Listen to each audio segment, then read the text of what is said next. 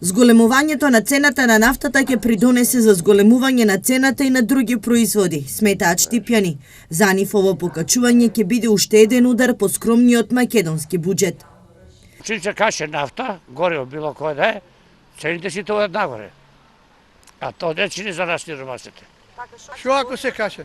Ке се каше се качено више. Ако има пари ќе биде ефтино, ако нема пари скапо е. А сега со оваа наша пензија кој ќе има толку па да има? Сите се викаме нема.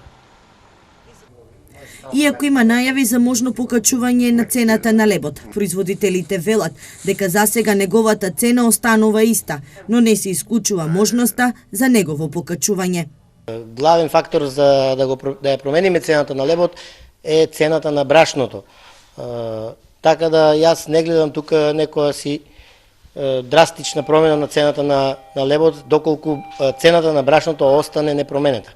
Во Македонија 21,8% или над 450.000 граѓани се сиромашни, покажуваат податоците од Државниот завод за статистика за 2016-та.